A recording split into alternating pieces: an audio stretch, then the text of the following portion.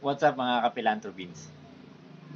Narito ang lumang video clips ni Idol Robin Padilla kasama si Miss Sharon Cuneta. Sabay-sabay natin panoorin mga kapilantrobins at sabay-sabay nating isipin kung ano yung tinutukoy ni Idol Robin sa huling part ng kanyang sinabi. Panoorin natin. Hindi ako pinagpala ng bigote. Hindi ko akalain na ganun kakatouch sa bigote mo. Kasi Ngayon ka lang pinagpala. gusto kong malaman mo, Kambal, Sharon, na may ibang kiliti ang binibigay ng bigote. Ayoko talaga ng bigote kahit kanino, kahit kailan. Yun ang nalulungkot ako dahil pinatanggal niyo yung bigote ko.